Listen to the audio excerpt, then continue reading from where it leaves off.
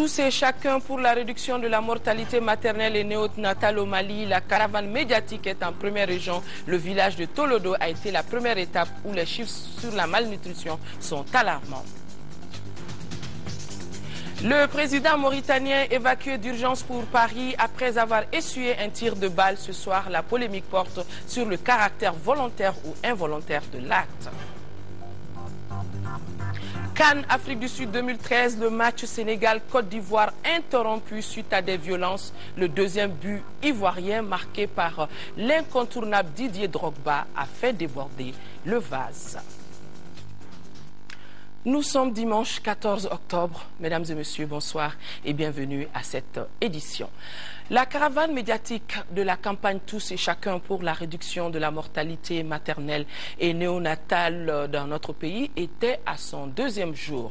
La caravane qui a quitté Bamako hier samedi a visité les réalisations des projets de World Vision à Djema et suivi une conférence des autorités locales et des partenaires dans la lutte contre la malnutrition des enfants. La toute première étape, je le disais d'ailleurs dans le titre, a été le village de Tolodo où les chiffres sur la malnutrition des enfants pour l'année en cours ont été qualifiés d'alarmants. Envoyés spéciaux Aboubacar Traoré et Tchessera Emmanuel Dambélé. Ils sont journalistes de la presse privée et publique, artistes et représentants d'associations de professionnels de la santé à quitter Bamako ensemble pour faire le tour de 3 régions du Mali, Kaï, Koulikoro et Mopti. L'initiative est du ministère de la Santé et de ses partenaires à travers la campagne Tous et chacun.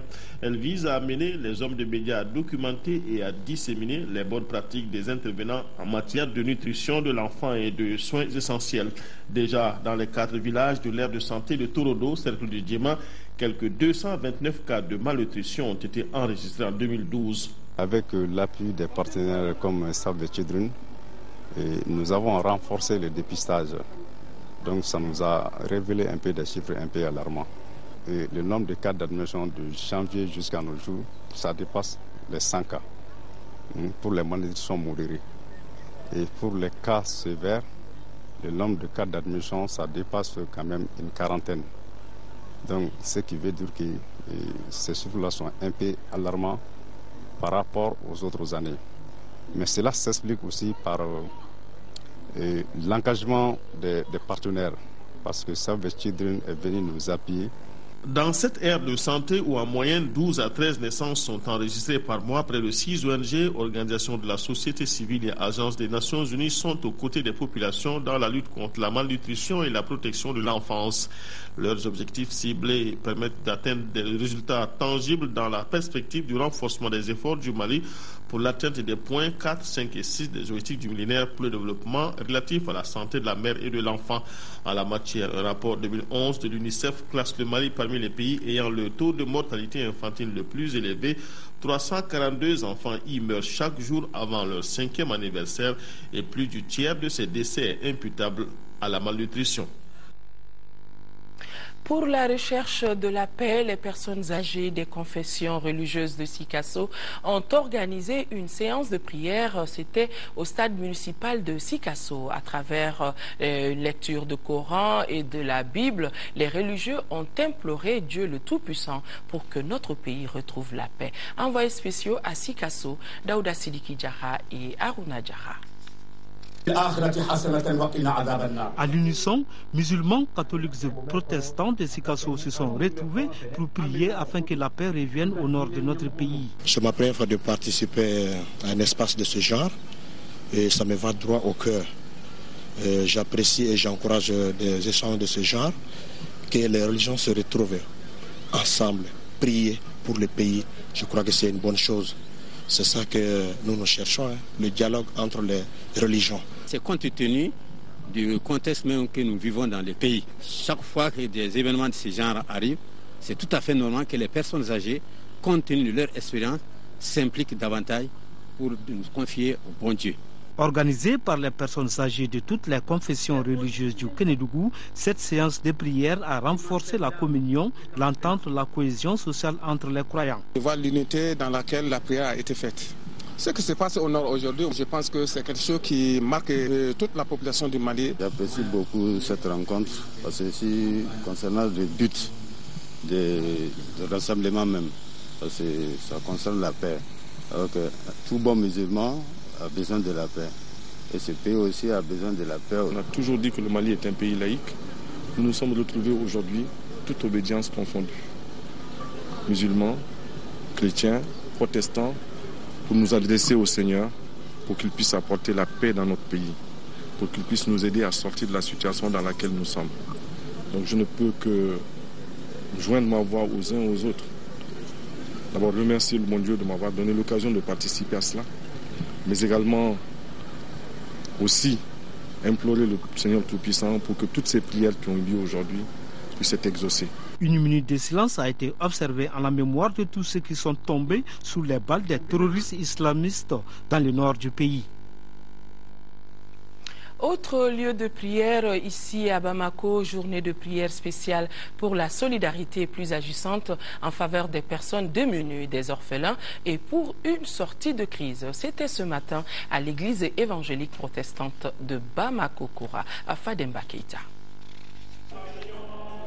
C'est à travers chants et cantiques que les fidèles chrétiens de l'église évangélique protestante ont imploré Dieu en faveur de tous les Maliens, notamment des personnes qui vivent dans la détresse. Ils ont aussi invité les uns et les autres à imiter le Seigneur Jésus pour que nos libertés fondamentales soient rétablies et afin que le Tout-Puissant donne l'intelligence et la sagesse nécessaires aux autorités pour trouver une solution définitive à la crise que traverse le Mali. Nous avons parlé des aveugles, nous avons parlé des muets, nous avons parlé des veuves, des orphelins, des personnes âgées, etc. Voilà des personnes de la société qui ont la même valeur que tout le monde et qui ne doivent pas être négligées, qui ne doivent pas être mis de côté. Donc nous prions, nous faisons des bénédictions pour eux. Les représentants du ministère de l'Action humanitaire, très émus, estiment que cette prière collective devra renforcer la solidarité entre tous les Maliens. Nous vivons dans une période où l'ensemble du peuple malien est meurtri dans sa chair. C'est pourquoi, pour ce mois de solidarité et de la lutte contre l'exclusion, nous avons privilégié un thème, solidarité et paix, pour un Mali uni et indivisible. À ce titre, nous avons organisé des moments de prière pour notre pays, appeler le Seigneur pour qu'il sauve le Mali. Ces voix qui s'élèvent en appel à l'union des forces vives de la nation, à l'entraide et aux gestes qui sauvent. Un monument resplendissant au centre-ville de Bamako, son historique est ignoré par bon nombre de personnes. Il s'agit de la cathédrale de Bamako. Elle existe depuis plus de 7 décennies. Au-delà de son style architectural byzantin, la cathédrale est aujourd'hui une école pour la jeune génération. Les ministres en charge de la culture et celui des affaires religieuses et du culte ont visité ce matin cet édifice religieux. Cette visite fait suite au projet de décret adopté par le Conseil des ministres dernier qui classe la cathédrale patrimoine culturel national. Reportage Mohamed Jara. Cela fait 76 ans que la cathédrale de Bamako a été construite. Elle a été inaugurée précisément en 1936 par Monseigneur Paul-Marie Moulin. Sa réalisation a duré 11 ans. Compte tenu de l'importance de cet édifice religieux, le gouvernement a décidé au cours du Conseil des ministres du mercredi 10 octobre dernier de le classer patrimoine culturel national. Il était donc du devoir des responsables des ministères dont relève ce monument d'approfondir leur connaissance sur le fonctionnement de la cathédrale. Peu de gens savaient où se trouvait la première pierre de ce bâtiment. Les visiteurs l'ont découverte. Ici repose Monseigneur Luc Sangaré, l'archevêque décédé en 1998. Bref, tous les compartiments ont été visités. Si un lieu est classé patrimoine culturel national, cela veut dire qu'il devient une propriété nationale en congestion avec les propriétaires de ce lieu. Aujourd'hui, c'est la communauté catholique du Mali. La cathédrale est bâtie en pierre sur une superficie de 576 mètres carrés. Selon un document officiel que nous avons reçu, de 1936 à 1957, la cathédrale était le seul lieu de culte officiel pour les chrétiens du Mali. L'adoption du décret classant la cathédrale et les sites associés dans le patrimoine culturel national est une bonne chose. Ça témoigne en suffisance l'expression de la laïcité de l'État. Ça nous rassure et ça nous donne confiance en nous-mêmes et ça nous permet aussi de prier pour le pays, surtout dans cette situation difficile que nous traversons.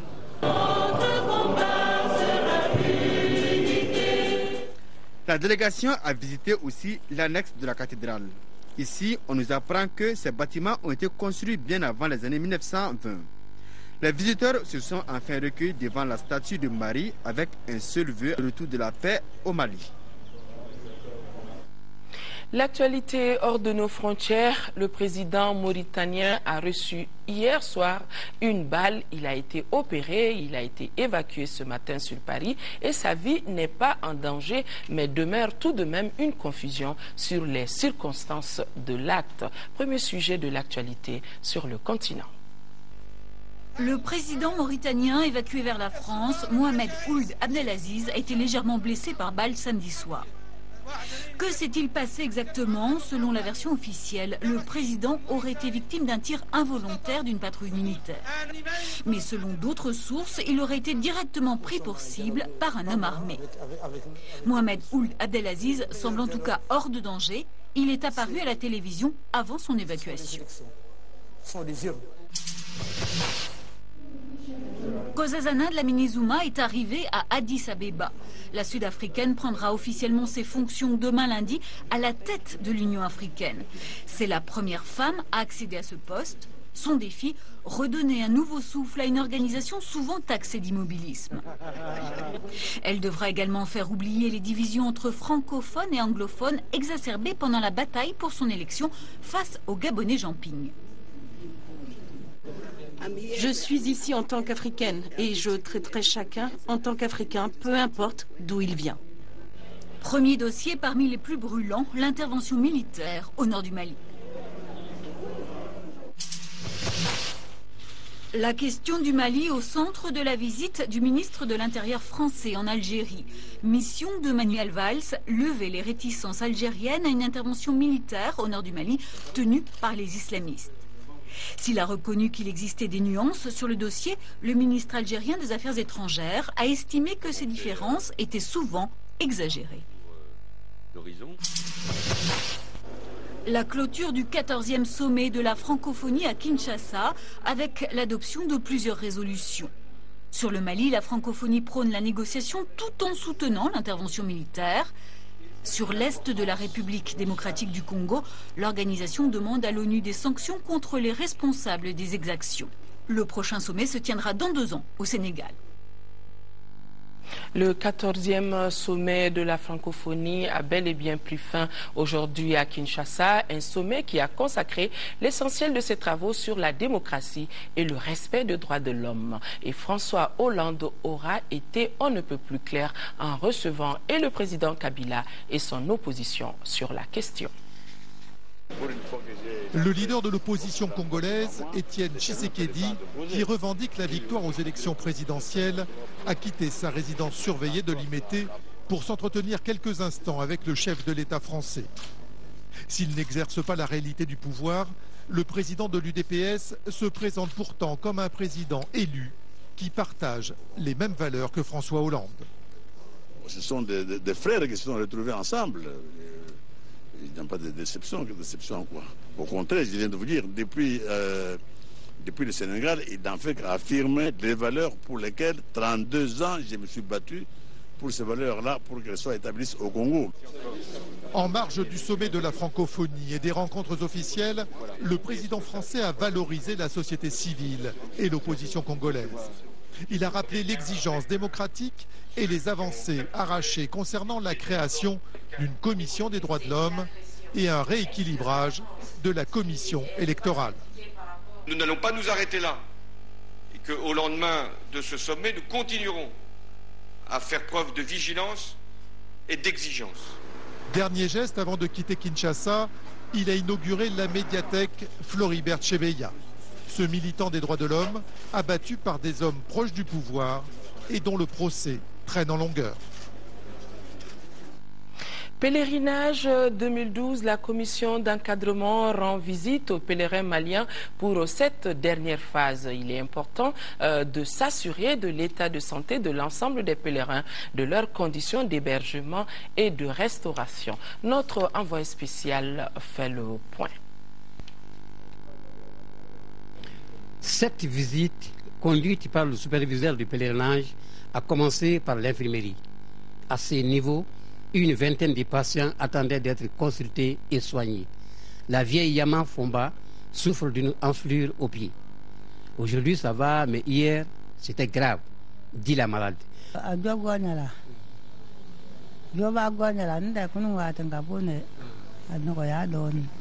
Dans l'ensemble, les pèlerins se portent bien. À la date d'aujourd'hui, sur les 1243 pèlerins, nous pouvons dire que nos pèlerins se portent en bonne santé. Nous sommes déjà à 515 consultations. Nous avons 2 patients qui ont été admis au niveau des hôpitaux saoudiens, mais ils se portent très bien.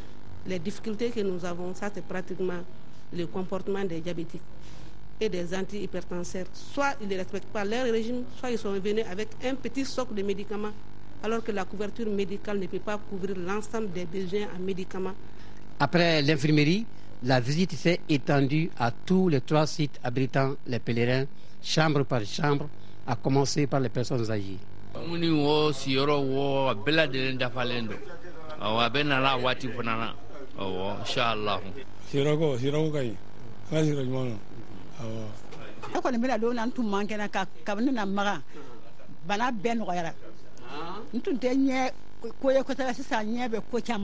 Après le tour complet des sites, le constat. Le sentiment général, c'est vraiment qu'ils ont trouvé que les bâtiments sont d'un standing très élevé. Et ces bâtiments sont situés non loin de la Kaaba, ce qui leur permet d'effectuer leurs prières de façon normale. Et au point de vue restauration aussi, je crois qu'il n'y a pas de plainte à la matière. Donc nous sommes largement satisfaits et nous allons continuer à veiller sur les conditions d'hygiène, les conditions de salubrité autour des bâtiments et à l'intérieur. Les conditions de séjour des pèlerins de la filière gouvernementale s'améliorent progressivement. Et on l'espère pour le reste du séjour sur les lieux saints de l'islam. C'est demain, 15 octobre 2012, que notre pays célébrera la 17e édition de la Journée internationale des femmes rurales. Une journée qui sera l'occasion pour les femmes rurales de s'exprimer, de s'informer et de se former malgré la crise que traverse le pays. Madame Alwata Ishata Sahi, ministre de la Famille, de la Promotion de la Femme et de l'Enfant, est au micro de Fatoumata Kone. La Journée internationale des femmes rurales coïncide avec une situation de crise sécuritaire très grave au Mali, qui compromet tous les acquis dans le domaine de l'autonomisation des femmes rurales et du renforcement de la sécurité alimentaire dans le septentrion du nord de notre pays. En décidant cette année de mettre l'accent sur le changement climatique et la paix, nous souhaitons montrer à toutes et à tous la contribution combien importante des femmes rurales au développement durable et à la stabilité sociale. Pour reprendre les paroles du secrétaire général de l'ONU, M. Ban Ki-moon, je cite: le monde a progressivement pris conscience du rôle vital joué par les femmes dans la consolidation de la paix. Alors que nous approchons de l'échéance de 2015 pour la réalisation des objectifs du millénaire pour le développement, l'heure est venue de consacrer davantage d'efforts aux femmes rurales, de protéger leurs droits et d'améliorer leurs conditions. Fin de citation.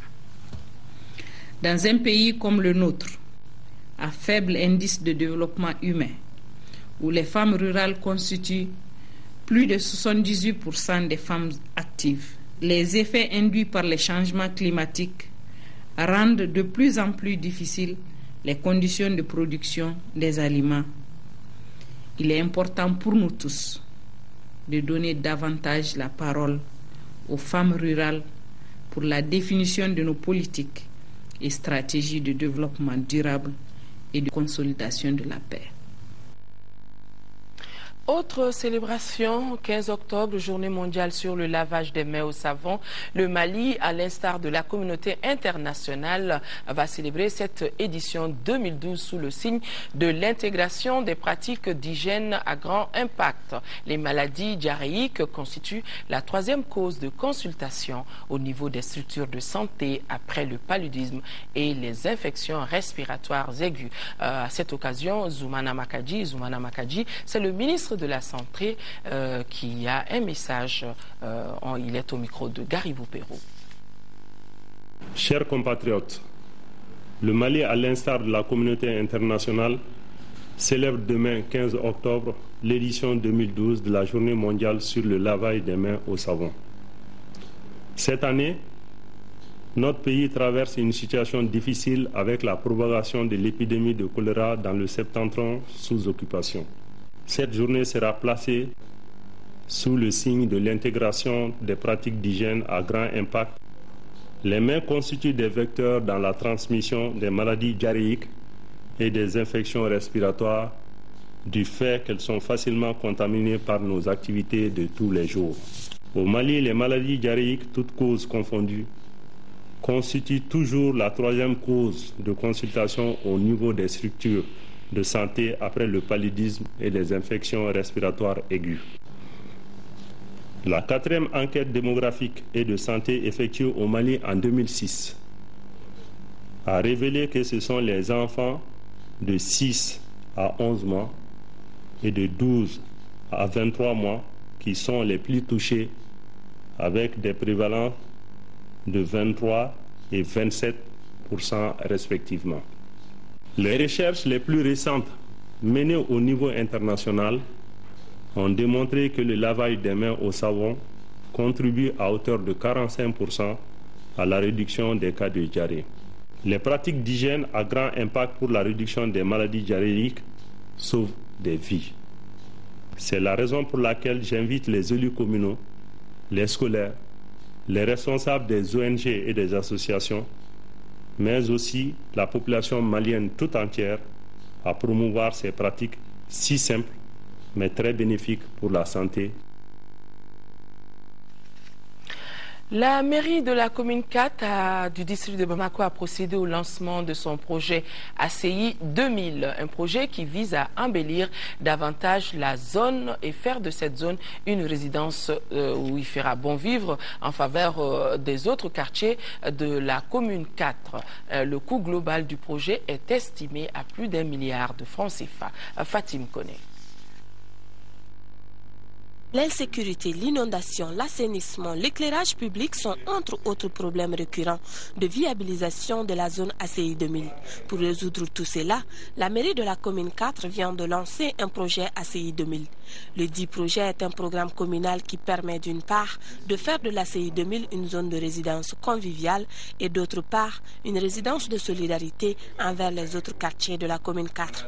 Le projet se fonde sur un certain nombre de priorités de sécurité, d'éclairage public et d'inondation dans la CI pour un coût global de 1,740 milliard. Nous avons souhaité que les habitants de la CI, qui sont un peu plus favorisés que les autres dans notre commune, puissent contribuer sous toutes les formes possibles. Pour mener à bien ce projet, la mairie de la commune 4 propose une stratégie de requête. En organisant cette activité pour informer, sensibiliser, convaincre les exploitants de la CI que c'est un bon projet, les associer dans la mise en œuvre. Je pense que si on obtient l'engagement des 200 entreprises qu'on a identifiées, je suis persuadé que nous allons y arriver. Au cours de la cérémonie de lancement, les habitants de la commune ont signalé leur inquiétude par rapport à certains points. Il s'agit de la situation des responsabilités, les méthodes de travail, les fonds que l'ACI 2000 allouait à la mairie, entre autres.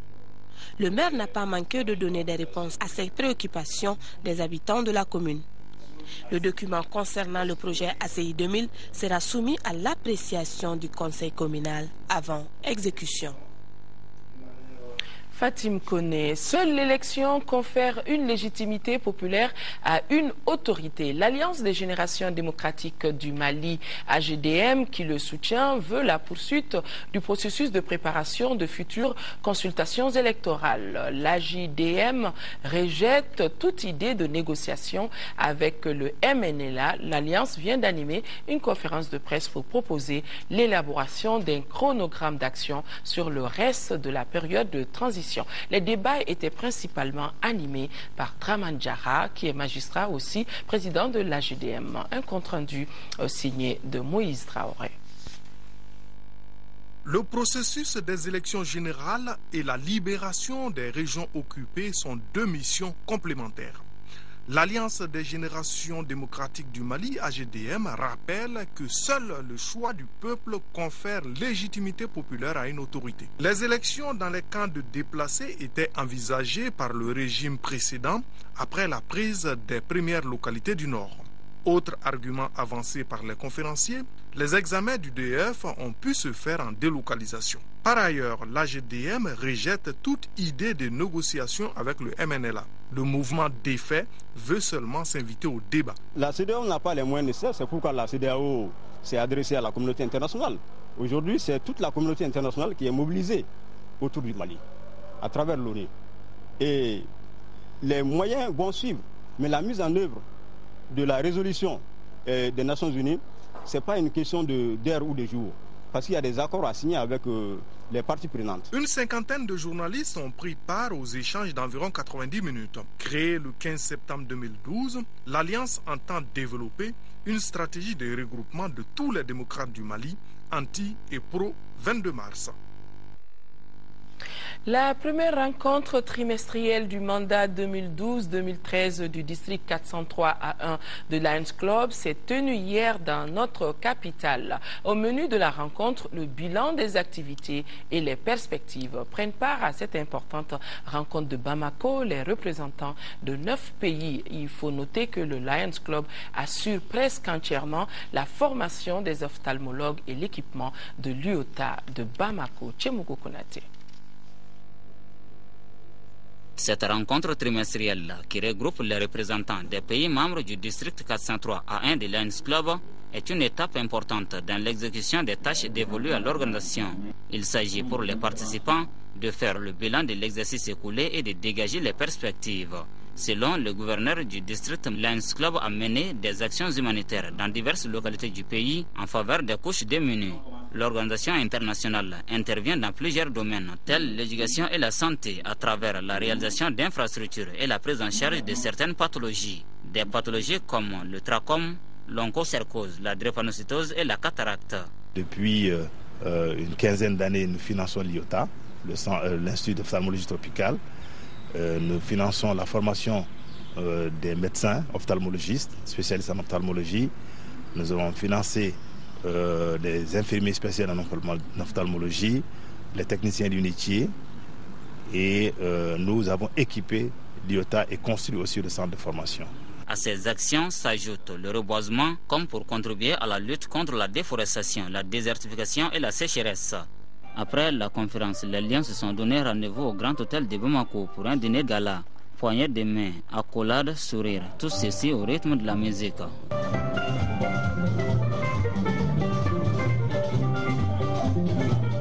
Voilà le décor de cette soirée ayant enregistré la présence de certains membres du gouvernement. Soirée au cours de laquelle le médiateur de la République du Mali a reçu des mains du gouverneur de l'organisation une distinction. Ce dernier a été élevé au grade du mérite Lion. M. Sissoko, grand commis de l'État du Mali, les Lions du Mali, ont eu à plusieurs reprises à recourir à ces services pour les aider à résoudre des problèmes insurmontables. Lorsque on vous honore, ce jour-là, vous n'avez rien à dire. J'ai décidé de ne pas prononcer d'allocution. Et c'est pourquoi je vous dis simplement merci. Il est à noter que le district 403A1 de Lions Club couvre 9 pays dans la sous-région, dont le Mali. Ankunkan, c'est le nom du projet d'appui à la jeunesse qui vient d'être lancé hier samedi en 3 mois. Les initiatrices du projet Association Open Mali et l'ONG Diankonia veulent insuffler une nouvelle dynamique à la jeunesse malienne. Nous suivons ce reportage de Mamourou Sidibé. Ce nouveau projet initié en faveur des jeunes a été lancé sous la dénomination Ankunkan. Il s'agit d'un projet d'appui à la promotion des droits des jeunes au Mali. Il a une durée de 3 ans. C'est pourquoi il va immédiatement faire face au renforcement des capacités des organisations des jeunes à travers le Mali afin de leur procurer de meilleures conditions de vie. Chers jeunes, l'heure n'est plus audition stérile sur votre rôle et votre place dans l'éducation du pays. Il est plus qu'important que les jeunes jouent leur partition, et cela à tous les niveaux, car nous vous rappelons que les jeunes constituent 60% de la population malienne, d'où l'impérieuse nécessité de les responsabiliser et de les former. Le projet qui sera entièrement exécuté par les jeunes se chiffre à près de 15,5 millions de francs CFA. Les droits des jeunes sont une problématique complexe, importante, mais également indispensable pour une nation démocratique. L'association Open Mali, par ma voix, s'engage ici à honorer les termes du contrat passé avec Diankonia. Nous nous engageons à faire en sorte que ce projet soit un succès total. La responsabilisation citoyenne des jeunes, un des objectifs du projet, a bien retenu l'attention du ministre.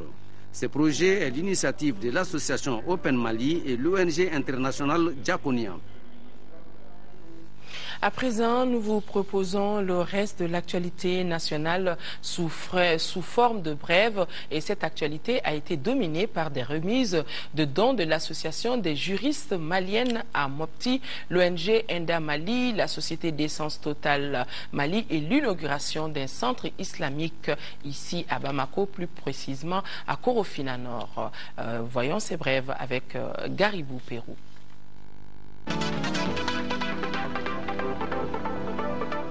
L'association des juristes maliennes vole au secours des victimes du Nord, surtout les femmes et les filles. C'est à travers la remise de 175 kits de dignité. La cérémonie de remise de dons s'inscrit dans la protection et la prise en charge des victimes de violences basées sur le genre. Les kits distribués sont composés de seaux, d'épargne, de savons, serviettes hygiéniques, de sandales, de t-shirts, d'eau de javel, de crèmes, de paracétamol et moustiquaires imprégnés.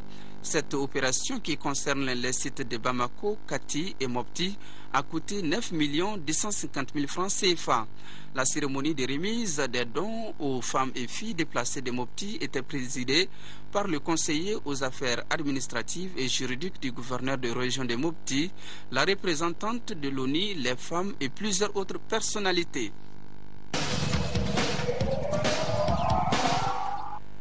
L'ONG Enda Mali, avec l'appui de ses partenaires, vient en aide aux parents d'enfants démunis des communes 1, 2, 3 et 4 en leur apportant du matériel scolaire pour leurs enfants.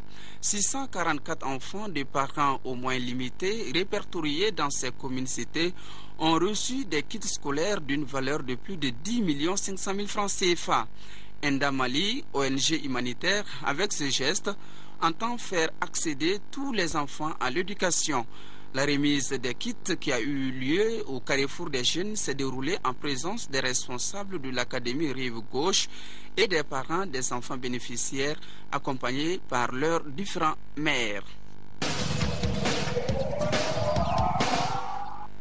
Environ 7 millions de francs CFA, c'est la valeur d'un lot de fournitures scolaires que la société Total Mali a décidé d'offrir aux élèves de 6 écoles fondamentales.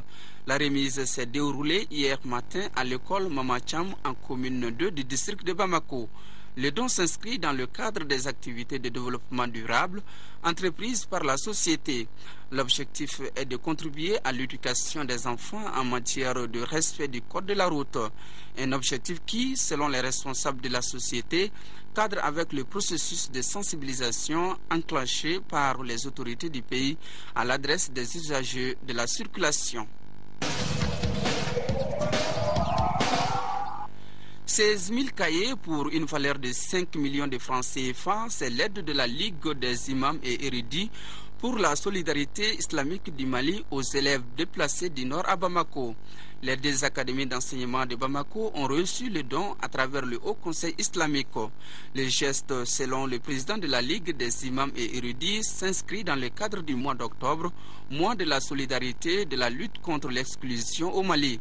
La cérémonie de remise a eu lieu ce matin au siège de la Ligue à Missira en commune 2, en présence du ministre en charge de l'éducation, de l'alphabétisation, de la promotion des langues nationales et de l'instruction civique, accompagné de son collègue des affaires religieuses et du culte.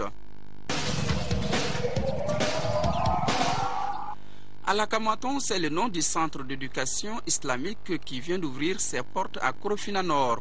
Composé de 3 salles de classe, une mosquée, une salle de professeurs et une direction, le centre a coûté 4 600 000 francs CFA.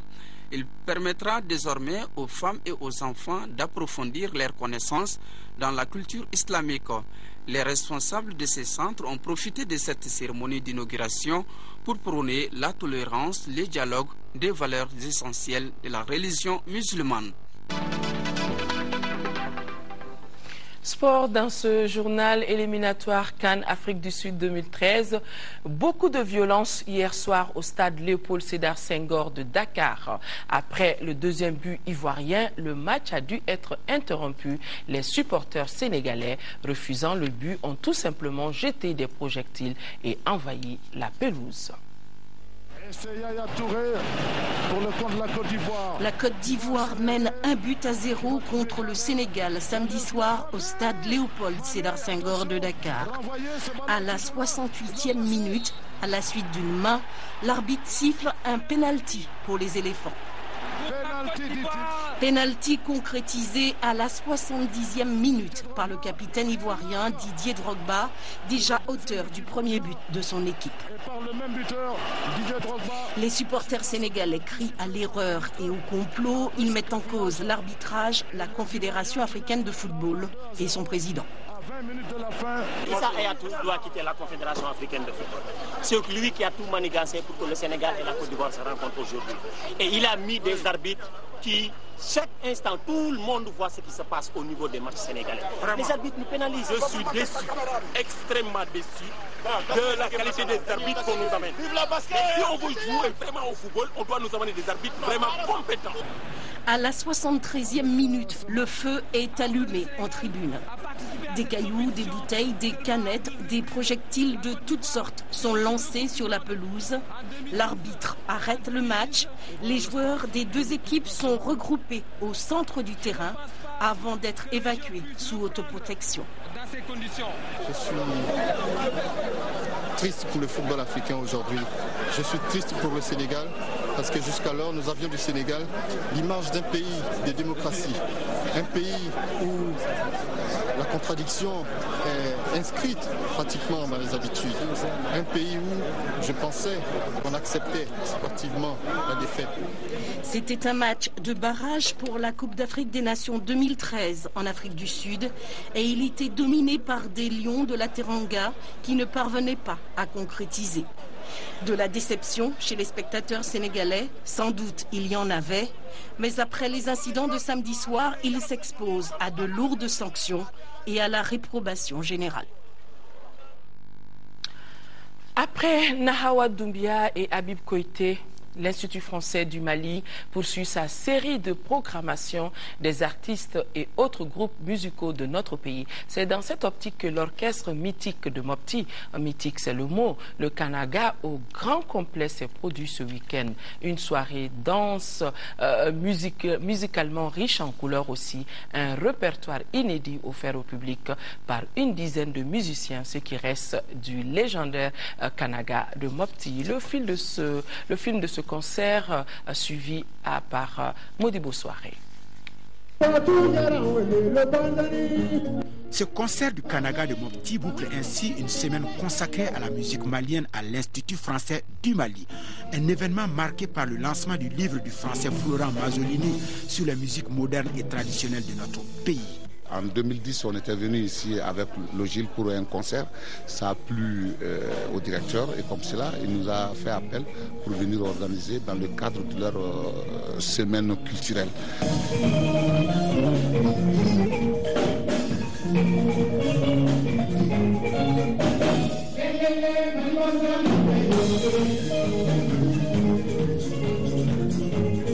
De sa création en 1969 à nos jours, le Kanaga s'est toujours distingué comme l'une des meilleures formations musicales du Mali.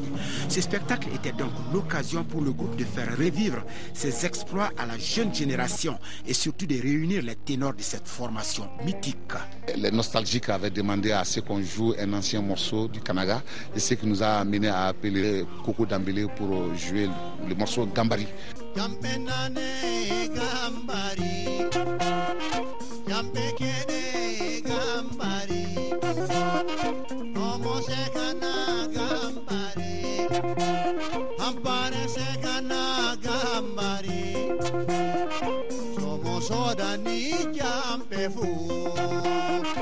Une quinzaine de titres interprétés, des chansons inspirées des différentes sonorités du Mali. En somme, l'orchestre nous invite au rythme et à la danse. Le Kanaga, non inspiré de la tradition des Dogons, est en lui-même une chorégraphie accompagnant la danse du masque, le plus représentatif de la cosmogonie Dogon. Nous chantons l'amour, nous chantons l'entente, nous chantons aussi la bravoure de nos gens. Le groupe conjugue parfaitement guitare électrique incandescente, lyrisme vocal, orgue, cuivre épatant et mélodie d'un autre temps. Avec seulement 3 albums à son actif, le Kanaga, cet orchestre régional de la Venise malienne, a besoin aujourd'hui de l'appui de tous pour retrouver son lustre d'antan.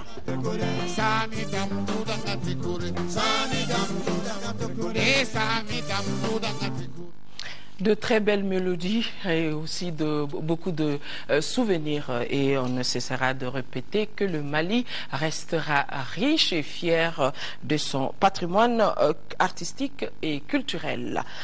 Avant de boucler ce journal, cette annonce, l'information reste en continu sur cette chaîne. Après donc ce journal, vous aurez rendez-vous avec Débat de Cité. Niaza Koulibaly et Abbas Famrouri Traoré s'entretiendront avec leurs invités sur le rôle et la place des citoyens dans la construction démocratique.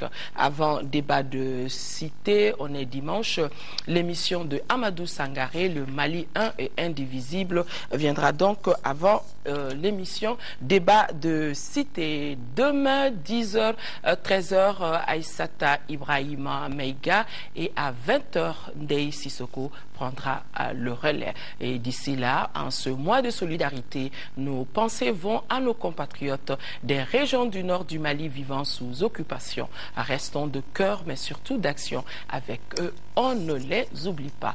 Excellente semaine à tous. Au revoir.